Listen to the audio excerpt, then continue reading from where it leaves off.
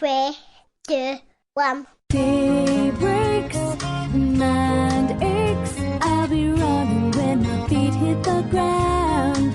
Welcome to From One Mom to Another with Cindy Anderson. I subscribe to the belief that women need women. As a mother of 7, she is versed in all aspects of the triumphs, joys, and challenges of parenting. Tap into your own strengths and trust that you are the best mother your children ever had. And give yourself some credit. Take some time to breathe. You are doing better than you think. Now here's Cindy. You are all doing better than you think. Welcome, everyone, to From One Mom to Another. My name is Cindy Anderson, and I am here with my daughter Stephanie Taylor and my daughter-in-law Jamie Anderson. And I'm happy to have them with me here today. We're going to talk about the concept of life isn't fair. And I think as mothers, we hear this all the time. Something happens with our children and they're not happy, and they say those words, but Mom, that isn't fair. I mean, have you ever heard those words coming from your kids' mouths? Only every day. Only every day. Every single day. What do you think about the idea that, do you feel like we need to write their world and make things fair for them? What is your opinion about that? I feel like I probably have like some principles, but then in practice, I probably do a little differently because I know what the wise answer is.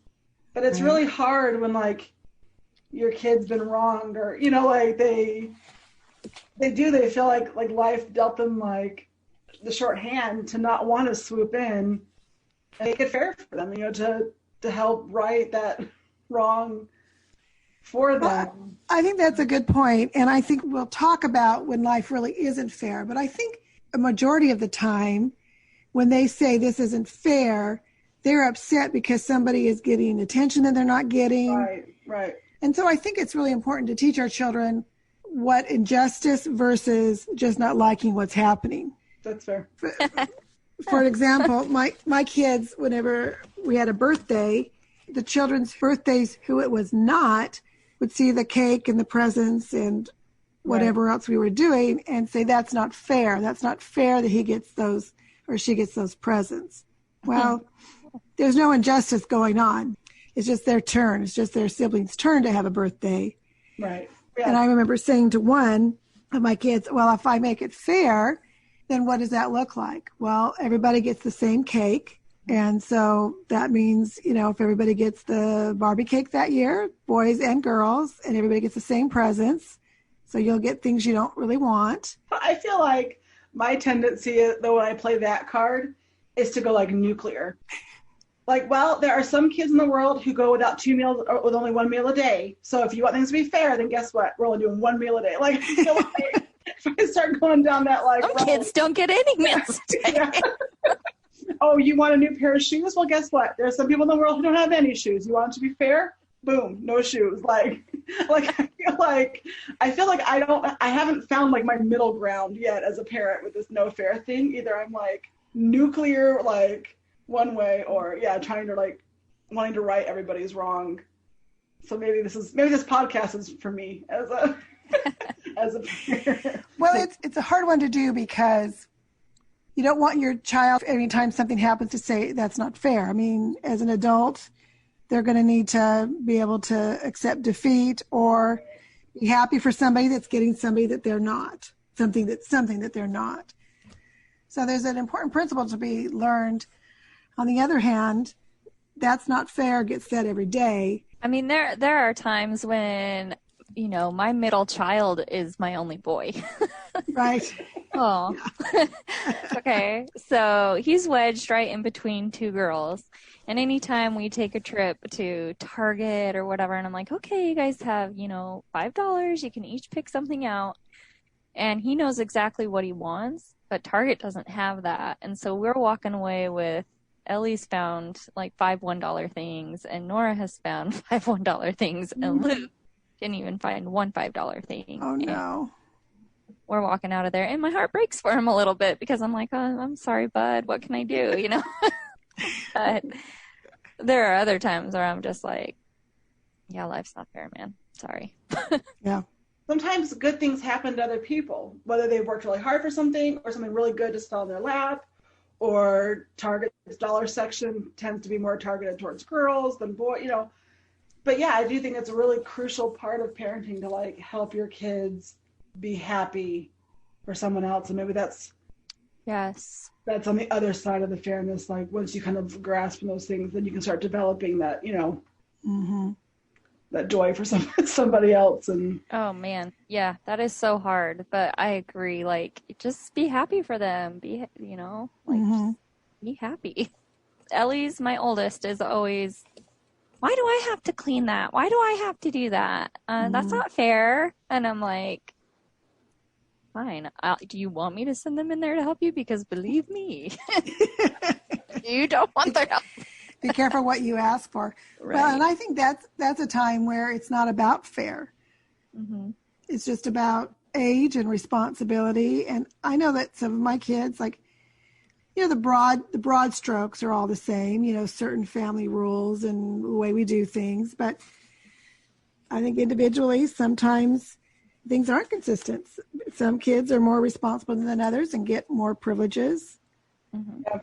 And I feel like sometimes too, like you were saying, Jamie, like if I just call it, like if I need help cleaning up a big mess and the kids who made the mess are too young to actually be helpful to do it, and I ask my big kids and they say that it's not fair, then sometimes I just say, like, you're absolutely right, it's not fair, but this is a big mess and I really need the help.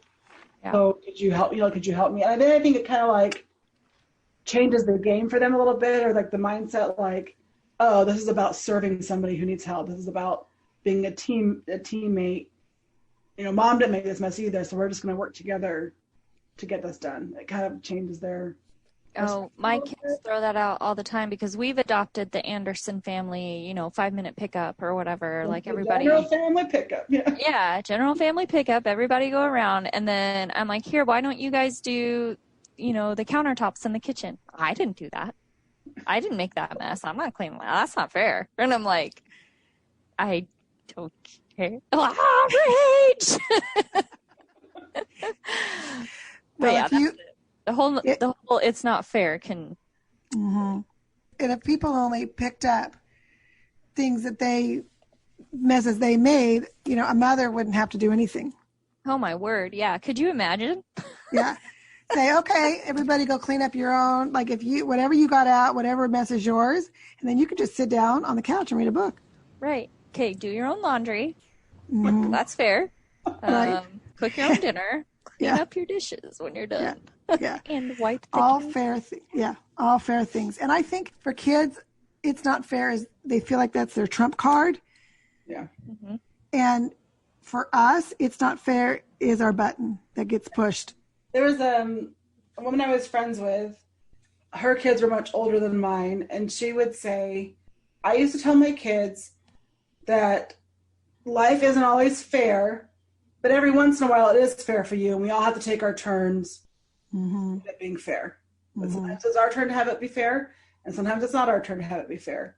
But in the big scheme of things, if you look at your day, your week, your month, like... Or even your year.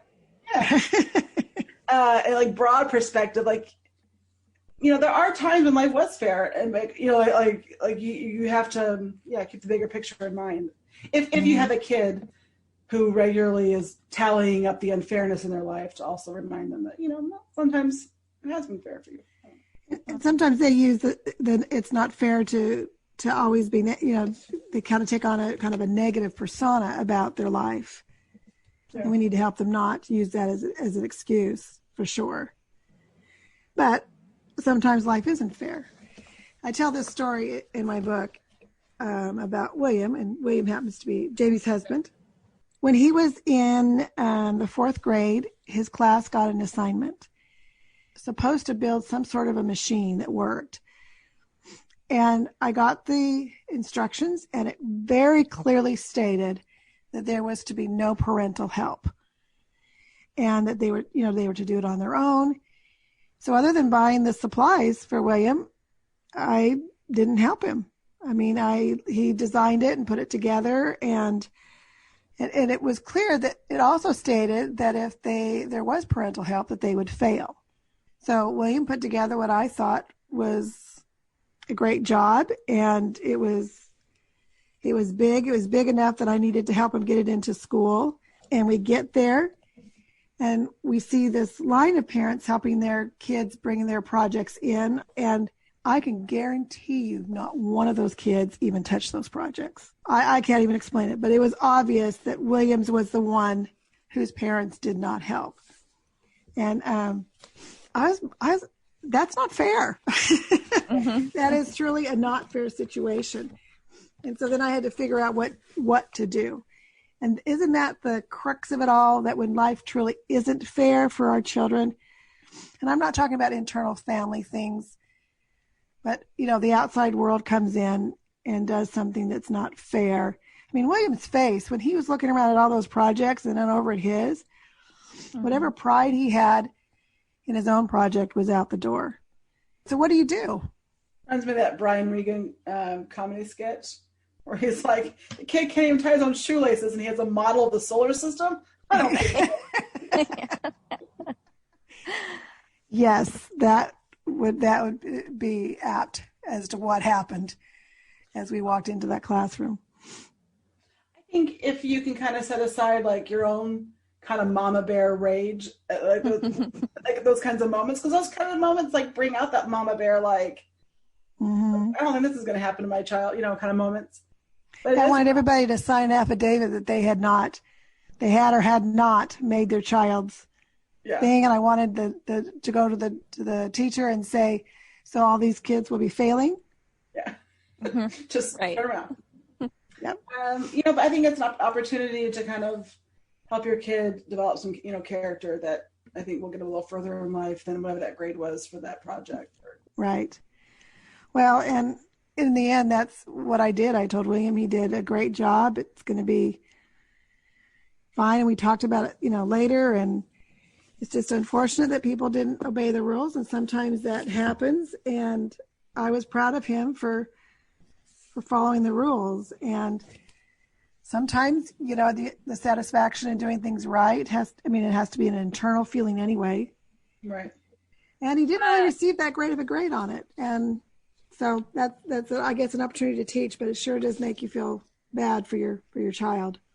Right. Yeah. I don't know if I don't know. I probably would have said something I would regret. Said something to the teacher? Yeah. What the heck, man? Yeah. No, I was just thinking though, there's the part in your book that in chapter 10 that goes along with this discussion about choosing, you can choose your actions, but you can't choose your consequences. And so I would hope that he felt good about it though. Like, hey, well, you know what? I did it by myself. Yeah. Now, I don't know if he even remembers it now as an adult, but that's kind of the conclusion he came to was I did mine by myself, and he felt good about it. I mean, until he saw, all the personal robots coming into the room, but You're like, well, of but course you got after, an A. That's right. That's right. But after, talking with him over with him, he seemed to get kind of philosophical. And I think we're going to have those kinds of experiences throughout our life. There's a lot of things that aren't fair that happen to us throughout our whole life. Yeah. And you always say, motherhood's a long game, and the lessons that we want to teach our children don't always set in right away, or, it takes a few times. And, and I think it's, examples like that where like this, it wasn't just about this grade for this project. What was really being taught was, pride in your own work and the self-esteem that he gained and doing a project on his own, and the, the character building of, sticking to the rules if no one else did, that those are the longer, far-reaching, that, like you said, like he forgot that experience or what grade he got on that project, but, and this is a little biased, but I think he's a pretty awesome guy. And I agree. It's built by like little moments like that along the way, like I said, he probably doesn't remember, but because you kind of chose the higher road with, well, life isn't always fair, but we're going to make the most of this. I don't know. I just think that's like builds like character, like the long game, plan. Yeah, I think so. And, he, to this day, he takes on projects, he figures it out, he has follow through. And, I don't know that, I think it wasn't just this science project, but I think throughout his life, having those kinds of experiences where you have to say, this is on me, and I'm going to get my own personal satisfaction out of it. And, a job well done. And I think that he exhibits those characteristics today. So I don't know. Have you guys had some experiences where life wasn't really fair to your kids, and how did you handle that? Over the last 18 years of raising kids, kids weren't always invited to other things other kids were, or, That's the worst, when all their friends get invited to a party and then they didn't. I always tell my kids, I said, look, not everyone can be invited to everything. I said, but just remember what it feels like to not be invited, so that when you plan something, do your best to, even if you can't invite everyone to everything, invite everyone to something sometimes. You know what I mean? Like to not. So I think if we keep paving the way and we keep fixing everything that isn't fair in our kids' life, then they lose opportunities to gain empathy and sympathy and compassion for other people who might be in a similar situation, or when they have the opportunity to do better, that they know what it feels like to be on the short end of that stick and do better. Yeah. I was just, you kind of stole the word that was coming to my mind, but yeah, I think that the unfairness of the world is an opportunity for us to teach our kids empathy, Yeah, how does that make you feel? That's how somebody else feels when you're treating them this way or something, like it's not good, or I think empathy absolutely is really important. And I think us having empathy for them right helps them as well say, yeah, this stinks. There's so many times in their childhood where they say it's not fair, that we tell them, life isn't fair, and this is one of them. Mm-hmm. But there are some of these times where we can take a moment and just say, yeah, this stinks, and this isn't right. And I'm with you, and I feel for you. I agree. We have certain rules that our family follows, and I know one is well, I don't want you wearing that. It's a little too short. Well, my friend wears it. Or whatever. And I'm like, you say in the book that don't let somebody else's bad choices give you an excuse to make your own bad choices. Mm-hmm. Yeah, because I think sometimes our kids try to balance the fairness scale by then giving peer pressure or the wrong choices of others, because in their minds it makes it fair then, that they're not missing out on something. Right, they're not missing out, and that they feel justified in what they've done. I know there one time, Daniel, I think he was in high school. He took a math test, and now Daniel is good in math, and he's actually a very good student. And so for him to get a poor grade in math devastated him. I was just glad if I passed. All things, the math part of my brain, I don't know what it's filled with, but not numbers. But it's not math. Not math. But he was just so upset. He was just devastated that he had not done as well on the test as he thought he should. Well, all of his friends had gotten really good grades, and later he found out that they all got those good grades because they all cheated. So to top it all off, then Daniel's teacher got after Daniel about his low grade. And, how did this happen? Why is your grade so much lower? And really gave him a hard time. So now what does Daniel do? He decided to just take it and let it go, using the axiom, don't use other people's bad choices as an excuse for your own. And that's a tough one. That's a tough one. It's a tough one, but it's one I hadn't heard before I became an Anderson. And so it's like one of those mind-blowing moments, right? We're like, boom, like, mic drop. I grew up with that, and it was like hitting a concrete wall of like, there's no logic around it that you could use as a kid to like fight against that saying. Like, like I would want to do something, I would say so and so does it. Mama dropped the concrete wall of don't let someone else's bad decisions make justify yours, and then like nothing. Like you can't argue. Yeah. Like, well, I want to use their bad. Oh, okay. Like Yeah. yeah, impenetrable. Yeah. Yeah, it's like one of those moments where I'm like, ooh, I can't wait to use that one. Can't wait to use that one on the kids. It's a good trump card, and Yeah. and I think it teaches a good principle. We're all responsible for our choices, and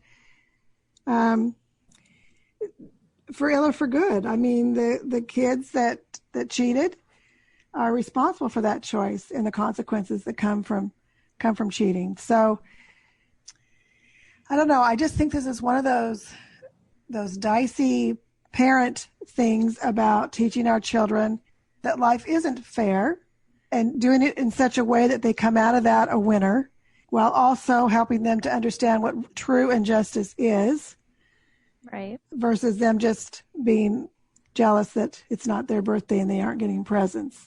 Right. And I think that they need to understand the difference between that, because as things happen in the world today that we need to take notice of and speak up for those that can't speak up for themselves, Right.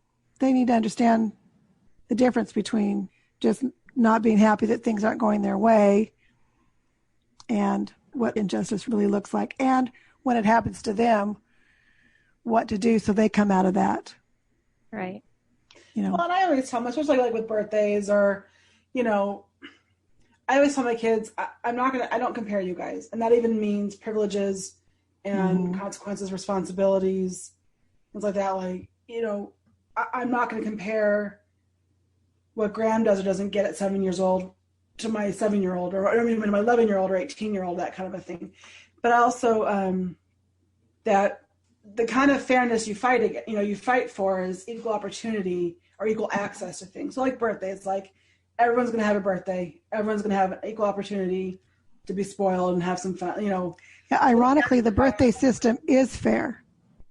Right. Yeah. But ironically, the birthday system is fair, but I think it's also an opportunity for us to teach them individuality and back to empathy. You know what I mean? Like, I don't treat you guys the same because you're not. Right. Yeah. Right. So I have a kid who absolutely loves screen time, but he's also has lots of little hobbies. He can spend his whole day not on screens, even though he really loves them, and he's fine. I have another kid who loves screens, and that's his hobby, is video games, and he absolutely loves them. So I have to parent them a little differently, and their screen time rules are a little different. And the other one says, it's not fair. It's not fair. Why does the other person get to do it? I'm like, well, you're two totally different kids, and you have two totally different personalities and tendencies, and so it's never going to be the same. Like, you're never going to have the same approach, in that kind of a aspect. Yeah, and I think they fight against that. They want it, whatever the other kids are getting. They want whatever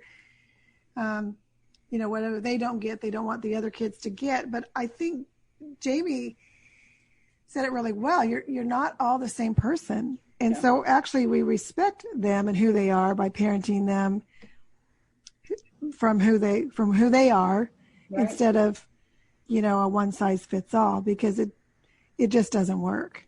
Right. And then the one kid, who with the screen time, he gets to sit in the front seat and do the radio station. I never let the kids change the radio station, but music is super important to him, and he does. He gets to sit up there and change the station and gets to sing. So I think also it's sometimes good to help our kids like realize where they're getting into the deal at times, and it kind of it balances out. Like how many times have I had to sit there and explain to my kids, like, well, you did this, and this, and they're doing this, and this. I'm like, stop talking to me and we're done. It's just never gonna work out. You have a good life. You're fine. Yeah. It is really, I think, one of the biggest parental struggles that we have is trying to make our way through that minefield. Right. So, ending conclusions. What are some takeaways? Have we just thoroughly confused mothers out there, or is it just a confusing thing? Well, my big takeaway is, even just through this discussion is I'm going to really try and drive home empathy. You know what I mean? Like, I really want to use those as opportunities to teach my kids to put themselves in other people's shoes. Yeah, I think it's great. And probably my takeaway is, before you step in and try to pave the road or, right or the wrong for your child, ask what the long game could look like, what the long-term plan of this could actually look like for your child. Is it a character building moment? And I think sometimes it's okay to admit, like step back and be like, oh, you know what, maybe I am putting a little more responsibility on this kid and I could probably distribute it a little more evenly. And I don't think there's any harm in admitting that. No. I think it's a great takeaway, Jamie, that sometimes when a kid does say it's, not fair, maybe we shouldn't dismiss right away with well, life's not fair. I shouldn't to like, well, then you only get one pair of shoes and one meal a day, and actually like take a moment to kind of tally it like, oh, okay, you're right. This has been a little bit out of sync or. Well, and I mean, I've had kids that were easier to work with than others, and that were more like if something needed to be done and something extra needed to be done, I knew if I asked them that they would do it, not give me a hard time about it. Mm-hmm. And so maybe, it doesn't, like you said, it's not a bad idea to stop and say, you know what, I haven't taken advantage of this a little bit too much, and to do a little bit different and do a little bit better. I agree. That is all the time we have. What a great subject. It really could be one of those topics we talk about over and over again. I think one of the biggest takeaways from this episode is that the declaration, it's not fair, comes from all different circumstances. And what we do may be just as different, from the practical response to character building experiences. We do our best, keep an eye on the long game, and know we are doing better than we think. Thanks for listening. You can read about this subject and others in my book, One Mom to Another, available on Amazon. And you can listen to more of my podcasts on multiple podcast platforms, including webtalkradio.net or my website, onemomtoanother.com. I need some harmony.